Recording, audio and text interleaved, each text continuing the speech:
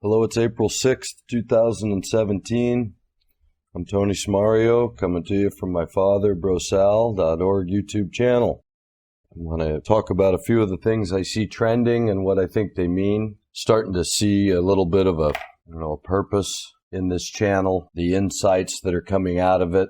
One of our listeners to the Bible study was recently commenting on heaven and hell, series that we did about a year and a half ago, a little more than a year and a half ago, when I first started contributing to Dad's channel. And in listening to a couple of those from back then, again, to see how some of the stories changed quite drastically. I can hardly believe I still imagined there was a rapture and that was a fact and not just a fantasy. And so it just shows me how under a hypnotic spell we all have to assume we are, and that only the knowledge or the insights that we really work hard to establish, not just because they come from a loud source or a popular source or because they make us feel good, they're what we're looking to hear, but some sort of confidence that we're on the right track. And so as much as I also, saw that many of the things I've taken for granted and thought I knew for so many years, I've had to re-examine, and I've learned so much and assume, therefore, that I'm still learning. But many things I feel even more confirmed and confident in the reality of Christianity being something so different from what it's purported to be. That the only thing Christians have is this idea that the Messiah came and spilt his blood as the prophesied sign, like the lamb that got him out of Egypt, that they sacrificed for the Passover, so that the angel of death wouldn't hit them. So whether that's legend or not, the whole Christian idea is Jesus was this lamb. So anyway, I want to just throw a little of that out there because I realize that whether it's, the Bible study in particular, to me seems to be about the most valuable insight that I've come across in my life with regard to religion and Scripture. And this idea of World War III being a plan, being able to be seen in the last 100 years of the residue of the plan that's been left behind, where you can tell what's been put into place. But a banking system, J.P. Morgan has been demonstrated now they're interchangeable with, high-level government offices and always have been. So you can just see how it's sort of an arm of the octopus that runs the world, having offices downtown that some people can occupy. Somebody with a face can make decisions and be accountable because money is such an important lever to get control of nations, to get control of the political system, to get control of the education system through all these foundations for 100 years. All that's easy to see. As I say, I don't want to always have to reiterate my insight on every issue, but I am starting to see that this channel boils down to some pretty specific insights that I believe are very valuable, but they're also, anybody can teach you what Rothschild's been doing, what the banking system been doing, how corrupt the government is, how absurd the medical system is. There's a million presenters. I think of like James Corbett. But the more I reflect on it, the more I realize that, James Corbett will tell you all about those things, but he won't tell you why. He won't ultimately have a plan into which all of this corruption and manipulation and control fits into. And if they do, this alt media, this left-wing liberal voice, if they do see a plan to it all, what's the plan? New World Order. a one world government, globalization. That's what it's all aiming toward. They want it all together under one canopy. And so what I've realized, that one of my other insights that I'm trying to offer people is that one of the things so important to this plan to bring about World War III, this 100-year-old plan to depopulate, centralize the monetary system, and rule the world forever from Jerusalem, that the one thing really necessary in that plan, in addition to constant war and genocide, you have to kill the certain people, indigenous people that aren't going to go with it. True believers, real Christians had to be killed. Orthodox Jew, anyone who believed in God, Orthodox Muslims, anyone that really believes in God and is really willing to follow God and not follow Mammon has to be killed. Had to have war constantly started against them, or the divide and conquer paradigm, so that those that you couldn't out and out destroy, or while you were destroying them, you could keep them busy fighting each other so that they didn't, unite their force to destroy you. And so I think that's the broad pattern that's pretty easy to see. No one really talks about an end game. What are these guys really trying to accomplish, and why? No one talks about the march to World War III as a plan, and that in that plan, the funding of Russia started at the beginning of this 100-year part of it. The plan may be 200 or 300 years old. You know that Cecil Rhodes had something to do with it, sent down there to steal all the resources of South Africa, enslave that nation. His wills, they just happened to get left to perpetuate this dream of spreading the empire's goals. These secret wills. Rothschild just happens to be the one that dispenses those wills. So anyway, if you don't see a connection to secret societies, Illuminati, the banks and the infiltration of governments, and the funding of wars, the funding of systems, education, military, other social systems in these country, when you go back the last 100 years and see how that sense of control and leverage has taken shape. It funded the Bolshevik Revolution. Same people who want Palestine, same people who were already funding England, who could get them into a war 100 years earlier with the United States simply because the United States didn't renew the charter for the bank, and having that charter, having that bank is central to the plan. Took them 100 years to finally accomplish that. And when that happened, coincidentally enough, right on the heels of that, boom, okay, now we got our bank. Now we're in. America belongs to us. Okay, let's start the First World War. It's time. So, maybe I'm stretching it, but coincidentally, right after the Federal Reserve was signed in 1913, First World War starts, and by 1915, Lusitania brings America in, and also in 1915, the Sykes-Picot Agreement divide up the Middle East for France and England. Meanwhile, the Hashemites have already been used as a tool at the very same time, or dying on behalf of England so that they might get their caliphate.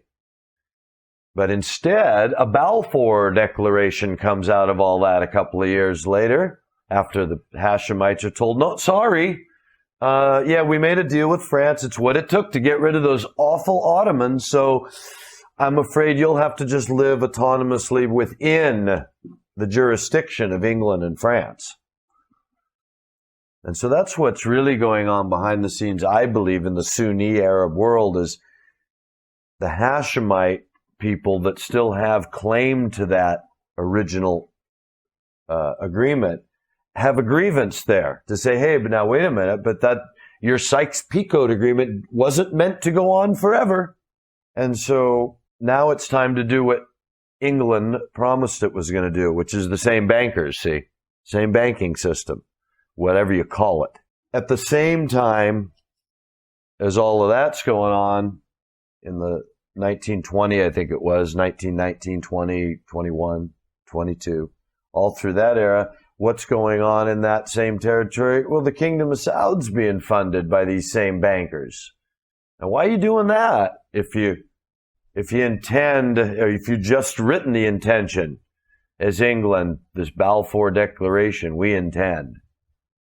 So anyway, when you see, and then the banking that's going on in this new Bolshevik revolution, Russia by the 20s, all influenced by these people that would become the big movers and shakers in America, the Harrimans and the Fords and the Rockefellers and all the, those people all had their hands in this turn of the century plan. And that's why they come out on top 100 years later.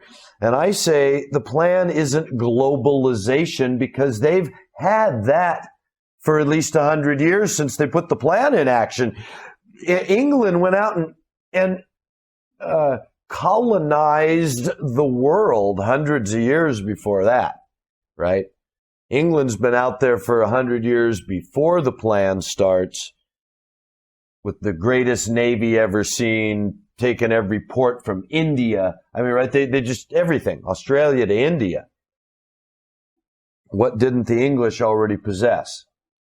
So these bankers that funded all that, and Rhodes goes down to South Africa to steal all that wealth of that, and then leaves wills distributed through the same Rothschild family that coincidentally got the promise from England, who they are their bankers, they're the bankers of, to help them establish a state in Palestine.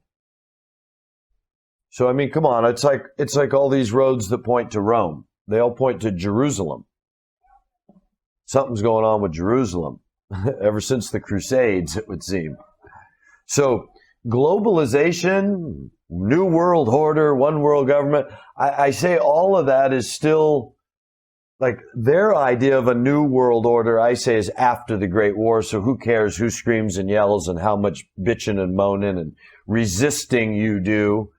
They wouldn't even have let it become part of the narrative if they thought the resistance was going to mean anything except a measure of how enslaved we are, how completely impotent even the most resistant of us is to change anything.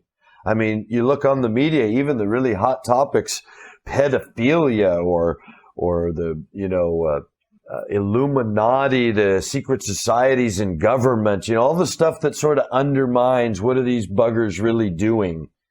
What do they have? A million, a few million views of stuff? What do the people that are the popular sites have? 100,000 subscribers, 200,000, 500,000. What's that in a country of 350 million? I mean, isn't that just a measure of how absolutely hypnotized the world is? Because if you go to Beyonce or CNN or Fox News or Jon Stewart or, you look up any popular culture stuff, tens of millions of views, millions and millions of subscribers. So, if that's not a measure of the pulse of the nation, so what? Judy Wood's been talking the truth about 9/11 for quite some time, or if not the truth, let me restate that. Judy Wood's been presenting the only potential truth to build on or basis for an argument of all the suggested, possibilities of what happened to 200-story buildings and another, 70-story building? What exactly happened to those three buildings?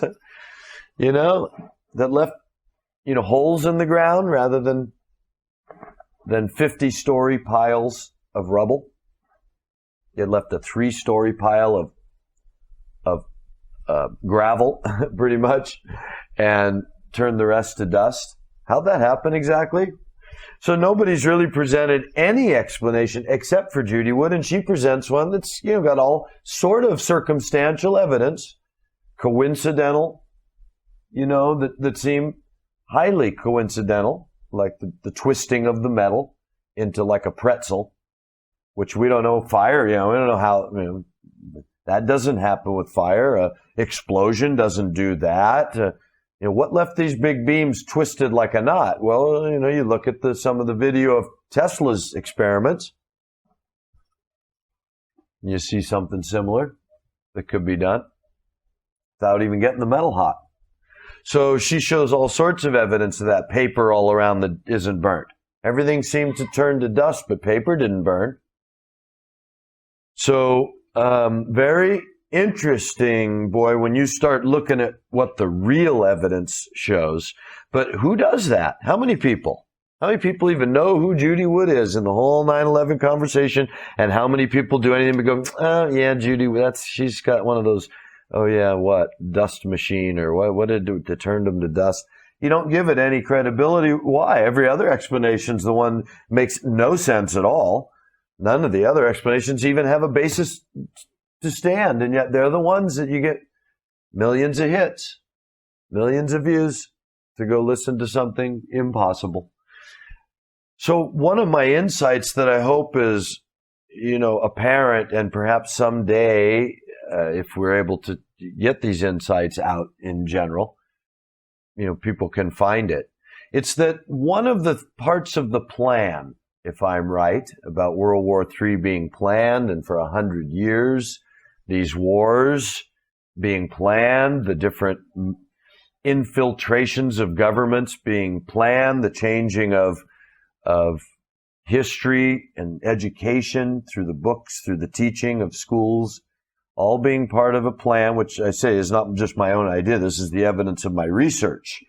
This is what people like Professor Sutton find out. This is what, if you look at the researchers that are hard to find, that aren't popular, John Judge, who died, and G. Edward Griffin, who was pointing out that AIDS was being created, that wasn't organic back in the 80s and 90s, that cancer was curable, but that they were using it as a tool.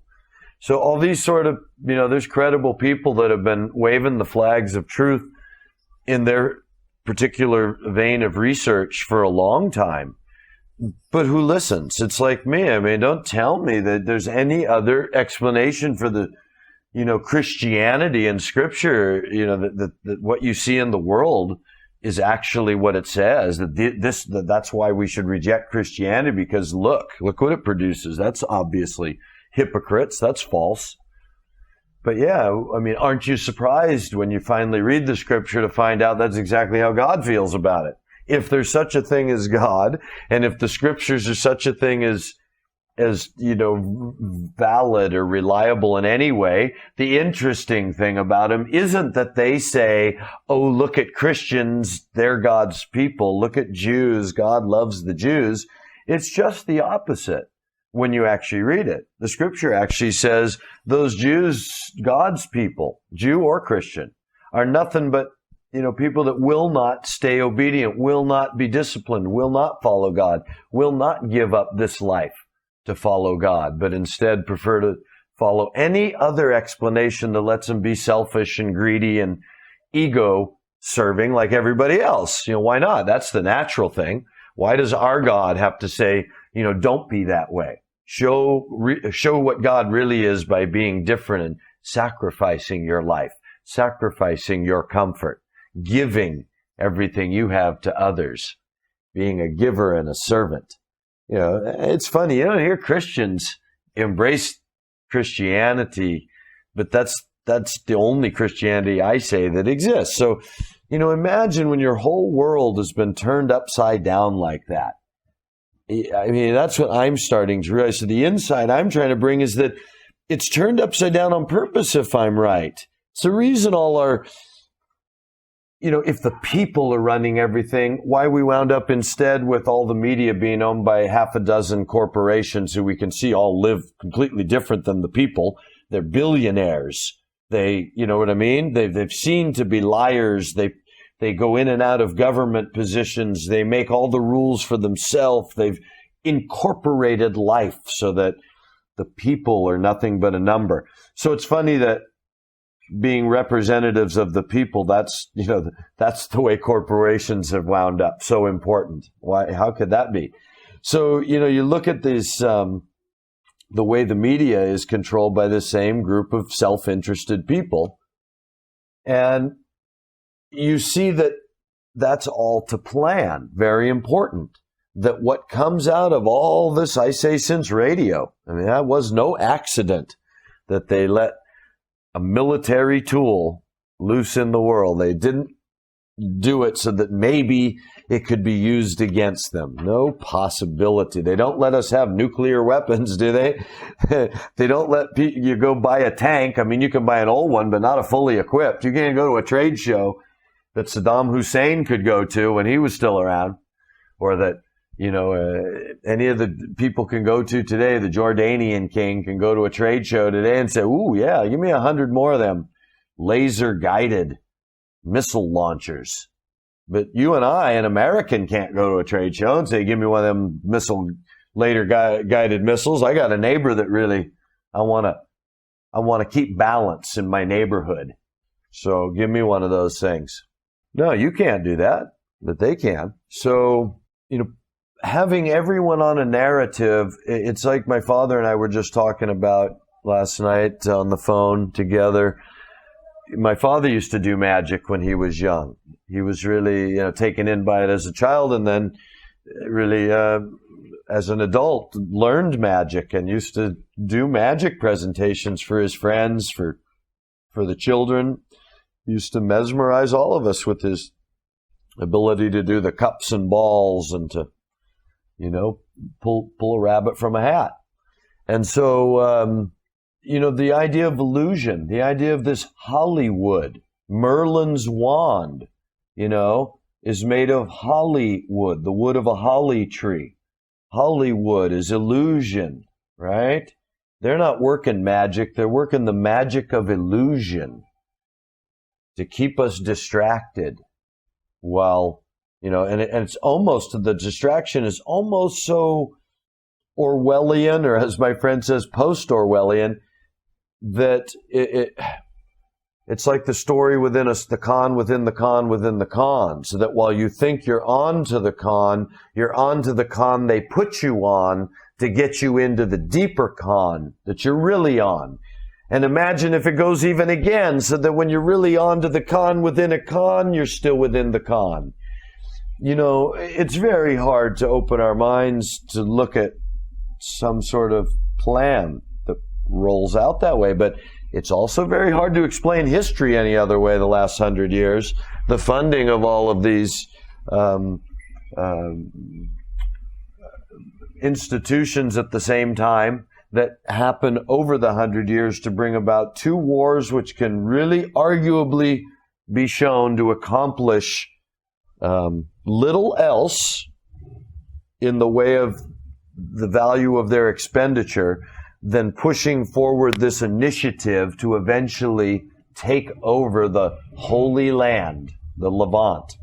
And that has to include necessarily Persia and Afghanistan, not only because of their mineral resources, but because of their natural resistance to any such threat that would take over the entire region. And so that's, what looks very easy to see on the horizon of a potential war. And then now when you build in all this knowledge of these people who have been teaching us quietly from the shadows, writing books and saying it, even though nobody pays any attention for the most part, how Professor Sutton was pointing out in the 70s, reacting to the fact that the North Vietnamese are killing our people over there that were fighting this Vietnam War, our American soldiers and British, the NATO soldiers or whatever, the Western resistance. They're over there killing them with weapons, at least on the very surface of it all being provided by the transportation system that our highest level industrialists and government officials had okayed and put into place. he's pointing out at the time, hey, we funded the building of Gorky manufacturing plant, then I suppose he's saying the largest automaking plant in the world. And they fund that leading up to and including in the beginning of this Vietnam conflict. And it's from that plant that they're making a sufficient amount of trucks to make the Russians now, right, who are taking over North Vietnam in this left-right paradigm, just like Korea, so that they can be building all these trucks to fund this war, which, as he was pointing out, wouldn't have been possible. And even up to the time when they took it over, it was still being funded, even seeing what was going on. You know, as Anthony Sutton points out that during World War II, you know, GE's holdings in Germany weren't bombed, even in cities like Cologne and such that were completely demolished. Every building, certain factories, coincidentally owned by the American industrialists, were not bombed. And of course, that's not commonly talked about. But, you know, this is a guy who did the research in the 70s before fake news, right? And so I want to talk about that a little bit today, since I see what's trending is the substitution of fake news as real news. And I say that it won't be that long that a voice like mine will not reach you. It won't reach you easily, because Germany, if you haven't seen, I just came across the Mr. Doom collection of news that I watch. Germany has just voted something for Facebook that they have got to put into effect a system for separating out at least 60, 70%, I think was the figure, maybe more, of the fake news. They're not going to allow Facebook to just let anything be printed. They've got to separate out fake news. So when you consider that already in these publications, things like James Corbett are listed as fake news, though, as I say, it all may be fake news, you guys. I mean, I don't know how many people like me are out there getting 50 views. Find me other people that are getting 50 views. You're going to probably find people that aren't fake, right? They may not be right about anything or have anything you want to hear, but they're probably not fake. People with 200,000 subscribers, I don't know. If they can't put their finger, if they're still talking globalization and Rockefeller being the top of the pyramid, Bilderbergers, wait a minute.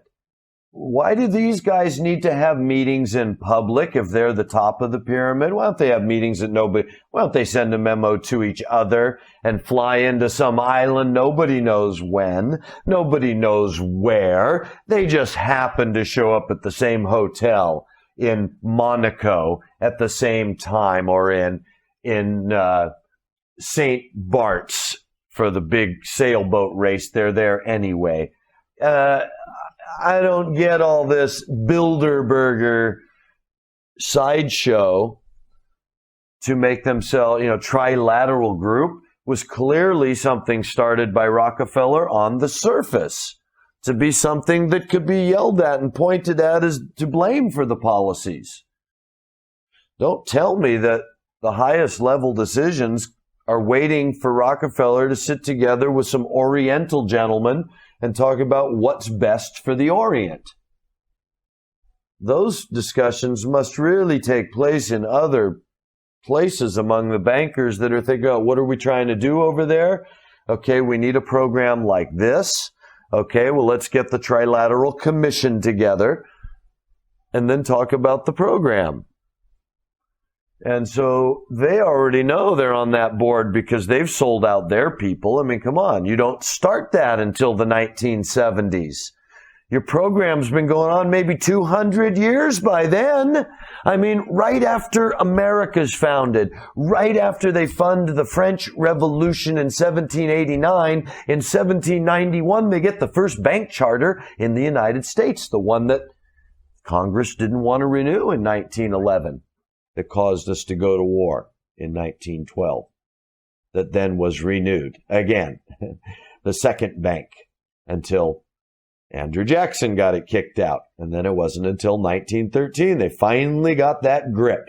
And as soon as that happened, boom, what do you have? First World War, Bolshevik Revolution, Sykes-Picot Agreement, the Kingdom of Saud, Balfour Declaration, bam, bam, bam, bam, bam, all following on the heels of finally getting control of America's money supply. So I think that was probably all, on purpose. And part of what falls out of that also, you see through the record, Norman Dodd was the name of the other researcher I was trying to remember, who pointed out that when he was sent as part of Congress to research these foundations in the 70s, he finds out that, as part of their own stated interest was to steer the course of history and education to be more in keeping with their own idea of what the future should be.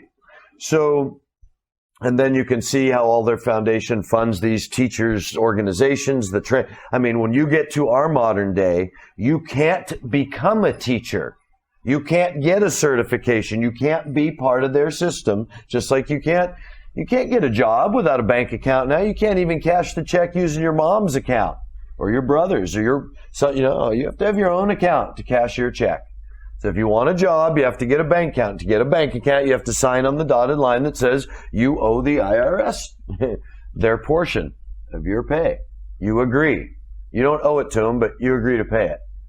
So all of that is really interesting, how they just give you all the freedom in the world. Yeah, okay, don't sign it, then you can't have a bank account. Oh, don't have a bank account, then you can't cash your check.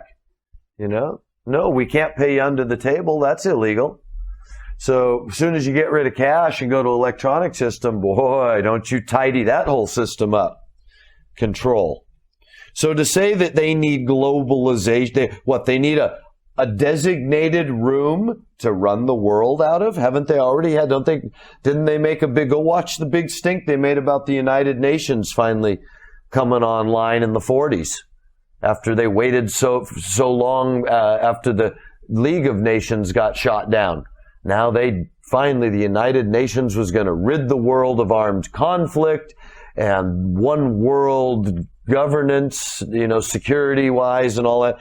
They have been talking about that for a long, long time. So I say the funny part for them is, of course, they don't even say it till they have it. They only show you radio after they've been using radio when you didn't know about it. They only show you internet after they've been using internet that you didn't know about it. So they only tell you globalization, new world order, because you've been living under it, for your whole generation. So you can yell and scream about it, and all that does is distract you like the rabbit coming out of the hat. Well, that rabbit comes out, boy, your other hand can do a number of things, can't it? You can really be setting something up with the right hand if the left hand is holding a rabbit that just came out of a hat. And so I say most of what we see is that rabbit. And it's on purpose, all of it, whether it's terror here or good thing there. Johnny saves the cat out of the tree, or Johnny goes on a murdering rampage. And any way you slice it, as long as you're watching that rabbit, as long as you're distracted by the circus and your need for bread, you're not paying attention to what's really going on, which is this 100-year plan.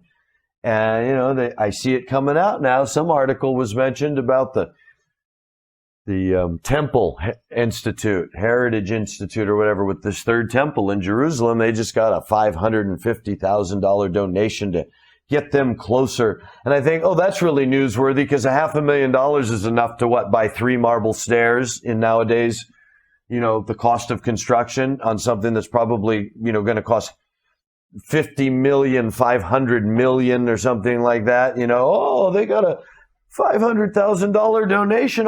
They can start building the third temple. It's kind of funny. That doesn't even cover the cost of raising the animals for a year, probably. Pretty insignificant, I think, in our modern world, but the fact they want to bring it to our attention. All of this talk about Syria and this, fake.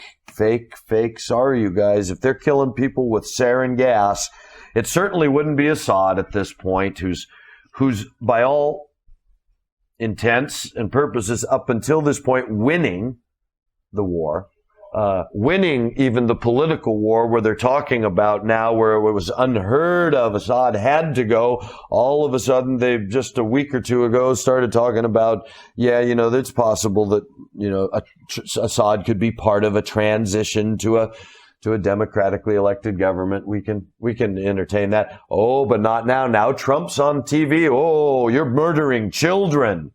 Oh my goodness. The level of it's like a soap opera. It makes a soap opera look realistic. And coincidentally, the Hashemite king's in town. And when you look at some of the remarks of Trump with the Hashemite king, had to do with how, going to work very closely with him on this issue now. Going to rely on his assistance very heavily, I'll bet. So I've been saying it's all got to come about first. And I also saw something else this week that makes me think the matter of the Third Temple will follow the talk about the peace deal with Palestine, withdrawing from the Gaza, all these things, because the rebuilding of the temple is not part of that. I'm seeing more and more why that had to become a terrorist hot point. The Palestinian issue had to be turned into the PLO back then with Yasser Arafat, because you couldn't ever approach it from a legitimate political spectrum, or there's, Israel has no leg to stand on. You provoked the first war, give back the land, and go back to the lines you agree, that nobody wanted to give you in the first place, but the UN said you could have it and you wouldn't take any more. Well, now you have taken more. So go back to those lines and we'll live with you. We'll put up with you at those lines. That's really the only discussion that the whole world should be supporting. So if you're going to do it different and take over all that land through a war, well, first you got to stimulate some sort of, hey, but we're the good guy. We're the good guy. We're the good guy. So first they stimulated the early wars, which were natural. You go take that land. You're pushing these Arabs. Get out of here. This is ours now. What do you think's going to happen? We know they were doing it through intrigue and oppression right off the bat. So yeah, they pushed these Arabs to try and fight for themselves. But of course, I think those Arabs were just sucked in, since their money was being paid since the 20s through the Kingdom of Saud, at least. Those radicals were being created that could go in there and start all this ruckus over it. And now you got a war that gains you extra ground. And now on that ground, you've got constant contention and the ability to trade it. For what? What do you want? You want to rebuild your temple. So I think first can come this deal where they settle the Palestinian grievance, and the temple can come up in those talks, but it doesn't have to be the settling the Palestinian issue and what part of the West Bank goes back to Palestine to build for them. That can all be part of this first talks where the Hashemite king, because he's the custodian of the Temple Mount and has the refugees, he can start speaking these great things that we expect from Revelation, this mouth speaking great things. Anyway, so I'm just trying to separate it for us into this. We can watch for a timetable, I believe, as what's really trending is we're turning our attention back to Jerusalem and the Palestinian issue, and out of that will come a peace, and a deal will be made for 7 years that allows the rebuilding of the temple at some point in that peace process. And that's the real issues. Meanwhile, why I will probably remain the only person talking about it is because globalization, new world order will come from all the intelligentsia, right? Fake news is going to be used now as the meme in which to confuse the entire issue and be able to not only create hostility for the truthers screaming, wait a minute, that's not fake news, but for the conservative world to be screaming, yeah, we want some way, you got to stop all this lying. So it's dividing people as well as confusing the issue so that truth becomes no longer anything that two people can agree on, whether it's fake news or not. artificial intelligence. I've been watching robots my whole life, just like the weather. The weather's been ruining us my whole life. The ice age was coming. I'm more and more determined. That person that I subscribe to, I'm leaving it on there for people to make their own decision, but that Adapt 2030, it's a good story. It might be true that it's all sunspots, but 11-year cycles, I don't know. I've lived through several of them now. I haven't seen this kind of focused devastation. So are we coming into a 400-year cycle? Maybe that's what explains it. So all I asked this guy to explain was, well, then why is the government obviously spending so much money aerosol spraying and this HARP that we know can create earthquakes and all these things that we know it can do. It can alter the jet stream by heating the atmosphere. We can see evidence that they are doing that. We can see them create, evidence that they're helping storms or hindering storms. And meanwhile, we're getting all this what appears to be unprecedented, focused, extreme weather. And so I'm simply asking the question, if the people in charge, that started the climate warming, global warming, they know that's BS. They started it. Just like they know the UFO is BS. They started. They know NASA is BS. They started it. So they know electing your president is BS because they started it. And so they know then that there's these sun cycles. They know better than anyone the real science. The sun's going into a cycle. It's creating all this turmoil. So you're telling me they're covering it up by spending billions to increase its effect so that they can say, oh, it's really us? Why do they need to do that? They've already got you looking at global warming. What do they need to spend all that money to actually pretend to cool the earth when they know the earth is cooling massively on its own and creating all this havoc? And we're not doing anything really. We can't do anything on the scale that the sun is affecting the earth. So I say that's a big subject. And this guy at 2030, he'll write back anybody that pats his back and says, let's all panic. Let's all get ready for the great panic. But when I point out that I grew up when they were scaring us with an ice age then, and it didn't happen, and now you're scaring me with the same thing, and at the same time, would you please answer for how all these, weather modification activity that has coincidentally started in the few years leading up to all of this sudden weather. So yeah, maybe it's the sun, but then how do you answer for all the manipulation? Why? Why, if the people who are doing the manipulating, they obviously also know the sun is going to create all this havoc, then you would think, well, we're not going to be able to manipulate it. The sun's going to override us. So why waste all that money? So anyway, he won't address that. Ignored it, in fact. Told me that everything that I'm talking about could be explained by the changing of the sun. And I wrote him back, then it doesn't explain that the people who are doing it also know that. So why are they wasting all that money? And why can we see that they do, in fact, seem to help storms, hurt storms, alter the jet stream? They use this big HARP thing. And we know it heats the upper atmosphere. What the hell are they doing that for? So this weather issue, as far as I'm concerned, is one in which I find the relevance, certainly in eschatology, is why it interests me so much, because it seems to me that the greatest damage to the earth doesn't come from the war over there that draws all the nations and the kings of the earth and the mighty men that want to go fight it out, as Muhammad seems to have pointed out, for this mountain of gold under the river Euphrates. But the natural destruction, the earth seems to shake. The skies roll up like a scroll. Every mountain and island move from their place. That sounds like a cataclysm. Does someone know that's coming? Is that something that's, supernatural? the stone cut without hands that Daniel sees that falls on the kingdom and wipes out the whole image, and no place in the earth was found for it.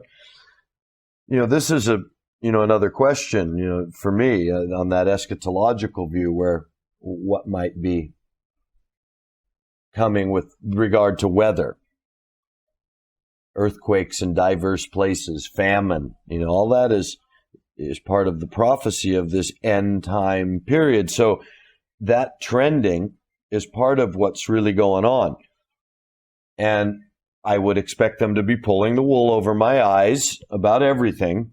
And so it's impossible to ever know what's the real truth. As I say, Judy Wood's out there talking something that seems true. Norman Dodd was pointing out that the Ford Foundation, Rockefeller Foundation had it as a stated goal to rewrite history and to get a hold of education, that was what you had to do if you're going to get a compliant civilization that you're going to let be quote unquote free to make up their own mind. You got to have control of their education. So you give them you control the options. It's okay to let them ride any ride at the circus they want, as long as it's your circus. And so when you look at it that way, right? And so I say the things that, all this globalization is this big umbrella that I say is false, like nuclear war. That's the other big false narrative. Weather's really happening, but are they making it? Are they covering up for the fact that the natural cycle is coming and they're aware of that? I'm not sure. I just know they're probably not telling us the truth about anything. Artificial intelligence, these robots that have been around since the Ice Age was going to ruin us when I was a kid. Nuclear weapons, they're going to drop the bomb.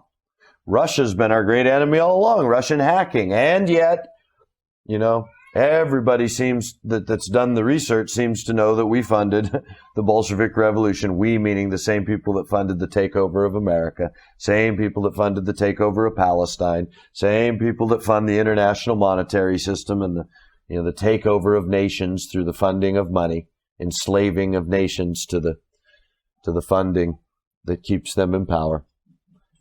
So, Russian hacking, really, I say distraction. South China Sea, distraction. We've been paying for China all along. They haven't got nothing in China that isn't, in partners with the people that have been running all this funding, running all this banking, running all these industries for 100 years. Those are the people that got the contracts naturally to go help China. So everything China has been dependent on them, and the money still flows there. That's why we have wars with these people, but it never does destroy the stuff that they own. Might kill a lot of Chinese people, might kill a lot of American people, might kill a lot of, might blow up a lot of restaurants and stuff that's owned by somebody else, but I bet it won't blow up the stuff that's owned by this same old banking family. I'll bet their buildings will be okay, because you know what? Then they get to come in and rebuild the new buildings after the war. Now they own even more. So I guess the safest thing is to find out what buildings these people own, because those would be the ones that somehow the bombs don't drop on in our day of, ultra sophisticated weaponry.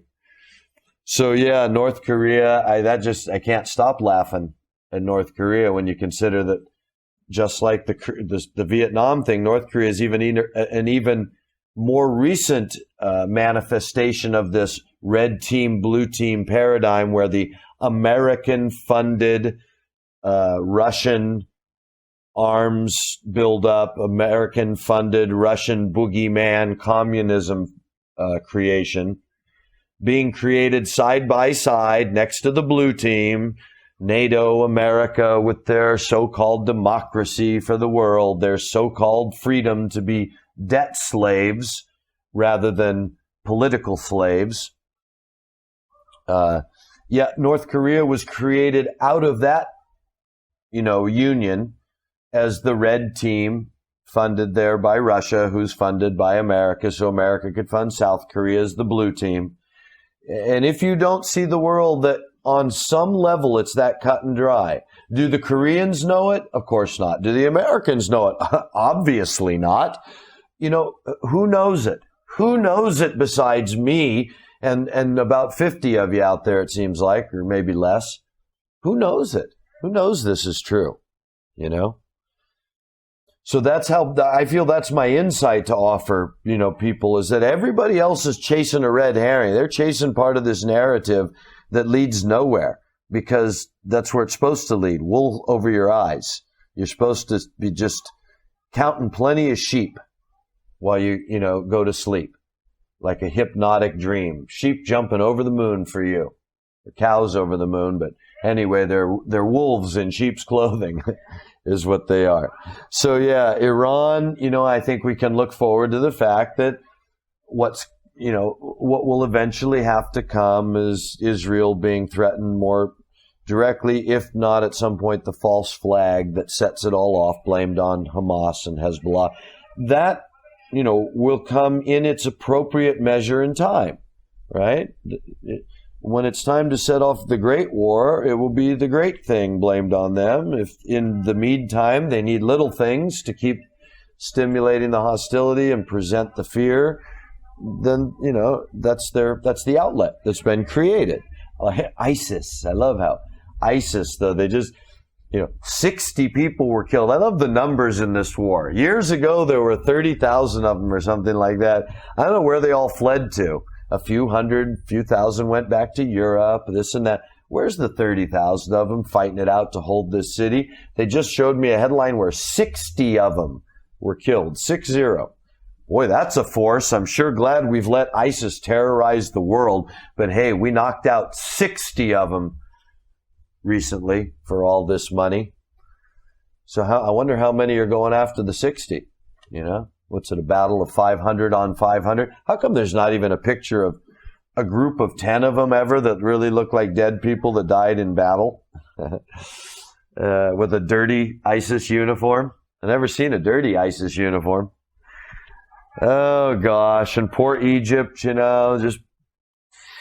Anyway, I see Egypt coming into this end time picture. I'll end with that.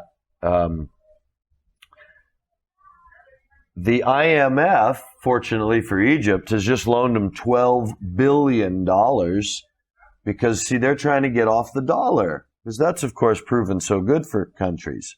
And whereas Saddam Hussein got killed for it, Egypt don't sell oil. They just have a lot of people to feed, in which getting off the dollar ruins their currency and starves their people, which creates tons of destabilization in an otherwise, traditionally stable place. And when you consider it in the light of eschatology, that Egypt is to, at some point, fall to this new caliph, this caliphate that's going to form, that I say is this white horse that rises in Revelation and brings with it war and death. Egypt's going to be part of that conquering and to conquer, to bring peace and security to these poor people. So we're seeing part of the problem there now. And of course, the debt that puts them forever. IMF, these people, who are they slaves to?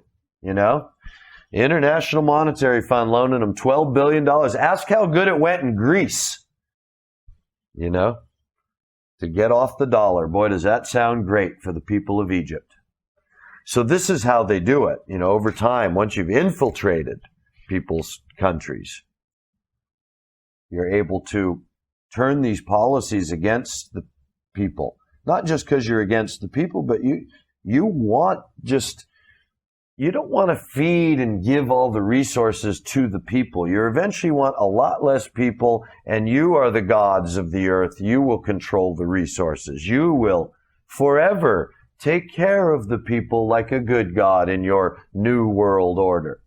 You've already got globalization. Hey, Rockefeller's had it since the 1800s, when he could bring war on England or the United States. He could bring the United States into war for England in the Second World War, meaning the people. We could get the people of America to go join that war. They already had that confidence 100 years ago. So right now, I'm afraid that I'm becoming more obviously correct in what I assumed all of this was going to produce, even from almost a year and a half ago now, when I saw the absurd election campaign with Donald Trump and all these criminals, all these fakes, all this, like, wow, here we go. I saw tremendous hostility and division. And if you watch any of the international news, you see that it doesn't matter where you are right now. Zimbabwe, the people are tearing at each other's throats and at their country. South Africa, Venezuela, Brazil. I mean, it doesn't matter where you are. Egypt, Tunisia, Syria, of course, these poor people. All of these countries, everyone just in absolute, it's just universal hostility. Boy, what a great job the Henry Kissingers of the world have done. All these genius think tanks that have had all the power and have been, George Soros, all these great foundations to feed everyone and to bring up all the little people so that we don't have starving people. We don't have famine. We don't need any of this kind of stuff in the world. Illiteracy and hostility, violence, solved through military ambition and all this kind of thing. They've had 2 generations now.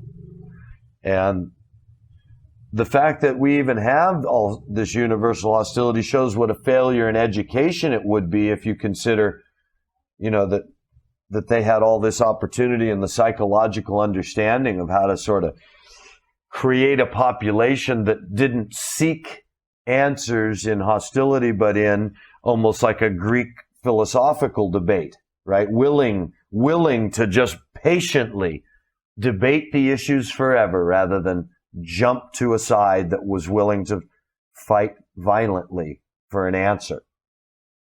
So it's a real failure, huh? I mean, considering what they knew already, considering they've been putting psychological operations into effect officially through the military all that time anyway, longer really, but officially they've been applying this psychological knowledge through propaganda. I mean, books about it, military.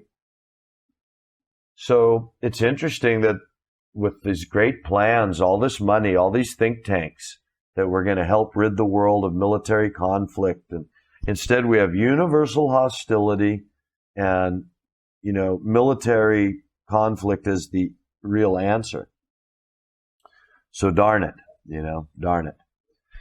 We'll have to just see where that leads. I say that all this talk of globalization, artificial intelligence, surveillance state, nuclear war, Russian hacking, South China Sea, North Korea, Iran, Hezbollah, ISIS, this is all, all part of the distraction, the rabbit being pulled out of the hat to keep us from looking at what's really going on, which is setting everybody up for a war that nobody wants.